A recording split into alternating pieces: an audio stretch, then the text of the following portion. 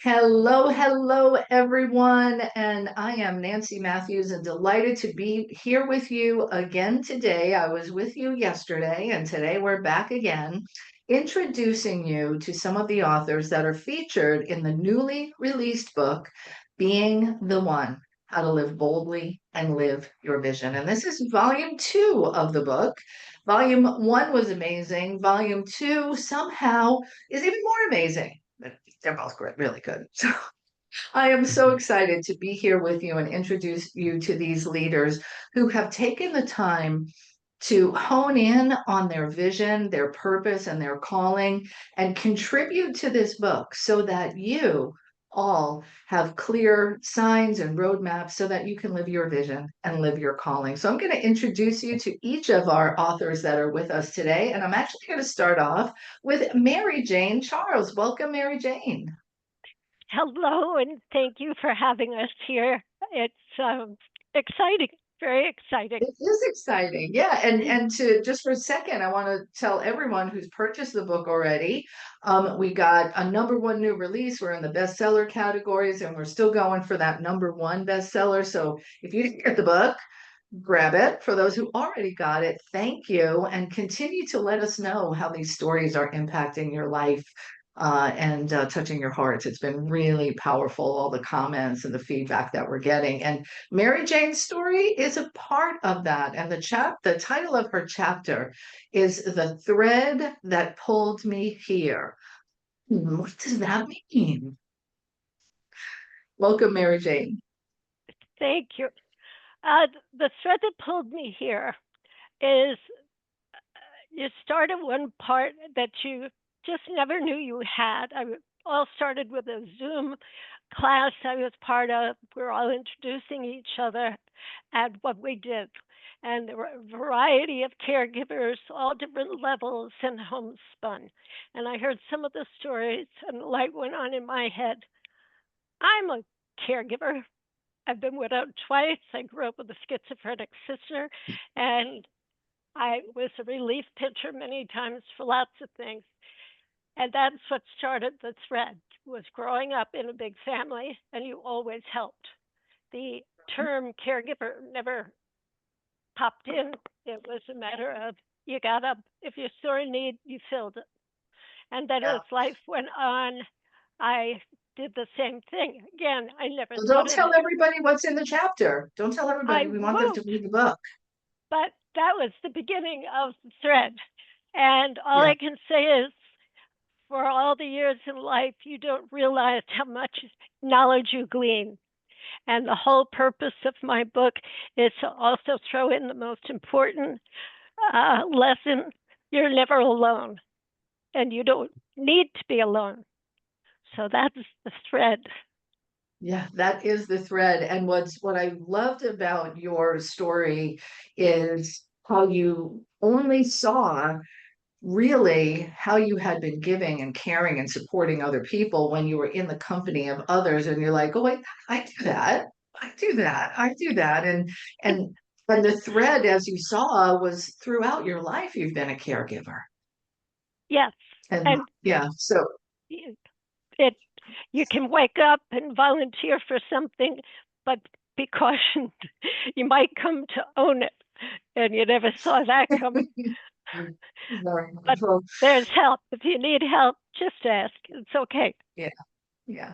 And one of the things that is really powerful that Mary Jane is doing is she's creating something called the Caregiving for Caregivers and the Consortium. I think that's what you're calling it, right? To bring Yes, yes, caregivers together because it can be a very lonely job, right? absolutely. And the loneliness comes in if you're not alone in the house and everybody feels for the patient. You get more advice than you need. And you might know what you're doing, and you've already spoken with your experts, and they don't see you as an expert. And that's where the aloneness comes in. So it's very Mhm. important to make new friends who are either in the same situation, have been there, or know how to handle it. And that's why she's creating this community. So When you get the book, and you're going to go to being-the-one.com or being-the-one.com, grab the book, and you'll also get amazing bonuses from all of these authors. I've got a couple of extra things that I've put in there for you as well. And Mary Jane's bonus is a very important resource that you should all get. And yes, I'm shitting on you because she's giving you a resource to talk about something that you probably don't want to talk about. So tell them about that. The 5 actions you can take today. What's that about? It's I was widowed twice. One husband died without any papers whatsoever. I didn't know where he banked. I didn't know yet. I know nothing. It'd be like you coming to my house and trying to do something. In any case, the sheet, it's a single sheet of paper. It's called the 5 actions you can take today. And for instance, in your wallet, have a copy of your state medical directive. And I'm not being facetious. We all read about people hitting trees or slipping on a leaf and hitting their head. You need these papers on your being, or at least in your glove compartment as you go, so that EMTs know what they're doing the moment they see you. They're not medics.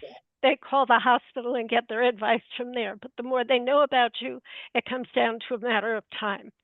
So that list 5 names. 5 things that you can do to take action today. Fantastic. Correct. All right, good. Excellent. Well, Mary Jane, thank you for being with us today, for contributing your thread that pulled you here, and now it's pulled through the book and all of our lives as you helping us take action and make better choices. So I appreciate you greatly, my friend. You're welcome. Thank you. Awesome. All right. Next up is going to be Barbara Magro-Berg. And the title of her chapter is all about stepping from impossible to I'm possible. Like, yeah, I could feel that. So welcome, Barbara. Thank you. Yeah, tell us a little bit. And as a matter of fact, I have something here. I'm leaning over to get something because I happen to have next to me her book, The Science of Attracting Your Soulmate. I keep it nearby because I have soulmate and I want to keep him nearby too. So tell us about the story behind stepping from impossible to I'm possible. Well, it was funny, Nancy, because when you asked me to be part of this anthology, I said to you, because your overall theme is being the one, how to live boldly and lead boldly and live your vision. I said to you, I'm not a leader. I've never managed a team at work. I've never had my own company where I had staff. And you're like, are you kidding me? Look at all the things you've done. You've picked up and moved to Australia. Then you moved back to New York. Then you did this. Then you did that. She said, you have a lot of things where you led and you were the leader in your own life. And that's when I realized that, my subtitle is Being the One for Myself to Attract Love. So that's when I realized that I was a leader and I was, very successful in my business world. But when it came to my heart and being vulnerable around love and really telling the truth to myself and the men I was dating about what I really wanted, I was a chicken, a big chicken. And I would play the game of, oh, it doesn't matter if it goes anywhere, blah, blah, blah. Like I was young, I lived in LA, it was not cool to want a committed relationship. And so I kind of had like this belief system that if I really honored those deep callings in my heart, like I would be made fun of and ridiculed because I was living in a time where living in LA in the 80s, no, being single was where it was at. Anyway, I got help. I did a lot of work. I had been divorced for 2 years, and I realized that my mission now in the world is truly to elevate divine love through one conscious, loving soulmate relationship at a time. And really, as someone who really suffered, to share. I want you to say that again. Please say that again. It was really deep.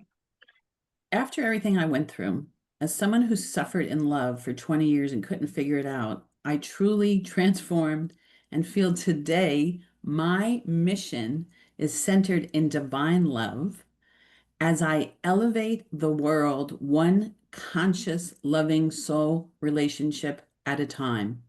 And it Yes. started with being the one for myself and my own heart. Not just in, oh, I want to go live in Hawaii, but oh, I want an intimate relationship that's so fulfilling and so soul aligned on all levels. And in the big picture, I think why it may have taken so long is because I truly had to become that person who was in a place to receive that and so elevated within myself. Mm. And I I did get years of that. work with lots of people. But anyway, so mine is, my It's, story around that and how I help mhm. other women who want to create You the certainly vision do. that I have created. And like, seriously, no egocentric talking here, like honesty. Everything that I ever dreamed of, I have manifested in my soulmate relationship with Kevin. And also, I had unexpected miracles happen because during my first marriage, I got divorced when I was 35 and I just never met anyone to have a family with. And that was like my biggest one, another big suffering. Well, when I met Kevin and we got married at 58, he already had two grandkids and like five more have been born since we've been together who only know Ah, Granny Babs. So through marriage and through Kevin, I got that family that I had been dreaming of, except the universe said, Barb, we're going to give it to you in a different way. Give up control, girl. Let me do my work, right? mm, it's so good. I got Because I was goosebumps always trying to and figure it out. Well, maybe listening. I'll be a single mother. Maybe I'll adopt. No, I stopped Yeah, figuring it out and life happened. So it's been an amazing 25, 30-year journey. But Kevin and I are celebrating 9 years this October. So very fantastic. happy.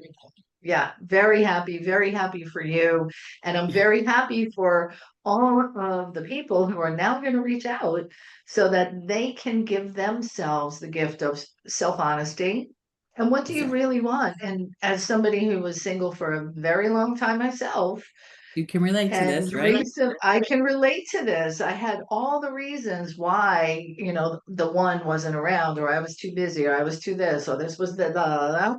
And Or your then, career was good enough. Your career was enough.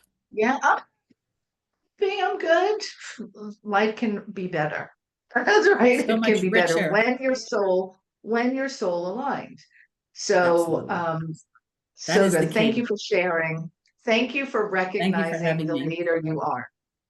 Yeah, Thank you you. are welcome. Thank you for Yeah, showing me that within myself, shining a yeah, light on yeah. that because I never knew. You never thought of it that way, but yeah, for sure. Awesome. And so everybody grab the book. You're going to want to read Barb's story and also get her free gift, which is um, taking the Attract Attract your Your soulmate Soulmate quiz. quiz.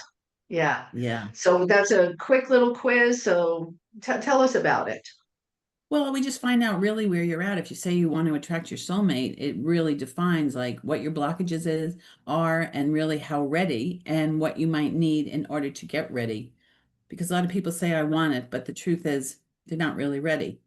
So part Hmm. of my work is to prepare you for that which you deeply desire. Love it. And Love yeah, it. so it really gets us clear Yeah. and kind of where you're at on your path of the soulmate journey. It's so good. I often say when I'm working with clients, everybody says, I'm open to receiving a relationship, right? I'm open to receiving money. My question always is, are you prepared to receive? And it sounds like you do Absolutely. that in the relationship world. You get them prepared to receive the love they deserve. That's why I So it's call it a beautiful. journey. Yeah, it is. Thank you so much for being here with us Oh, today thank you. and So much fun. sharing So your great honored to be story. part of this group, really. It's Yeah, been it's a great. powerful group, powerful group. Yeah. So if you're watching right now and you didn't get the book yet, get the book. Go to being-the-one.com, get the book, and get all these amazing bonuses that the authors are generously giving to support you in living and having your best life. And I get to bring on our next author, which is Kai Sun Rose. And she is here to share with us to how we can follow your happy. And I just love the simplicity and the depth of your title and your chapter, Kai. So thank you for making time to be here with us. Thank you for having me. It's really an honor to be here with these other women who are so powerful and helping the world. It's really, really such an honor to be here, Nancy. Yeah. And you're doing the same. Kai has a business that she calls the Love Warrior Project, and you're going to learn a little bit more about it when you get the book and read the chapter. But tell us a little bit about the journey that brought you here and why you zoned in on, the topic of follow your happy. Well, I really just started looking back at the journey of my life and how much suffering there was and how much pain there was. And as I was working on that and trying to find a way to relieve that suffering and pain, I realized that as long as I focus on what would make me happy in this moment, you're sort of connecting into your intuition and letting your intuition guide you to what really would bring you joy. And life started to get really beautiful when I did that. And it's also a way to use as a guidepost about where you're supposed to go next on this journey of you becoming who you are here to be, your true self, which is the work the focus of my work is to help you really shine as your true self. And when we're not happy at work or happy in our relationship, there's something in us that's out of alignment. And if you just look toward what would make me happy, that gets you back in alignment. That gets you in soul alignment. So I found that this was the easiest way to just walk the walk and, follow that torturous road to where are today. But it's all perfect and it's all beautiful. Everything that we went through was purposeful. But the realization is that I realized is that we don't have to suffer while we're doing this journey.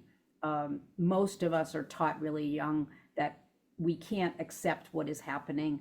We can't be okay with it. We can't be safe. And I try to help people to really come into alignment with that, to be okay with just what's happening, because we always have a story about it. So that's sort of the genesis of the follow your happy route. Oh, you're muted, Nancy. I see that.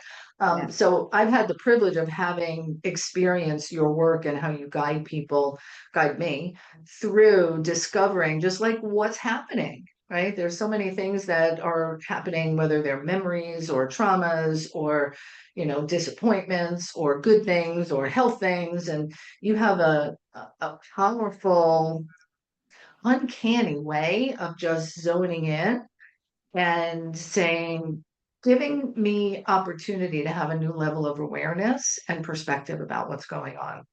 So it's powerful what you bring to the table. And thank you for sharing in the anthology, for sharing with me. And then also you put an amazing gift together for the bonus. Tell everybody about that. Well, it's called the heart-centered breath process. And what I was given from the divine, because I work with the divine energies, especially in my sessions, but also every day of my life, I just follow what the divine tells me. And they gave me this process, and they said we got to get people out of their head and down into their heart. And so, what this breath process does is exactly that. It takes us from our head and our body into the heart space so that we're just breathing from the heart naturally. And that's where love lies. That's where the divine lies. And that's where your power lies. And that's where actually all that suffering can just be dissolved, as if we stay in the heart and we allow the divine to release that suffering. And that's what we do in our sessions, is that we just, say, what is the story that's causing you so much distress? And we all have it. We all suffer.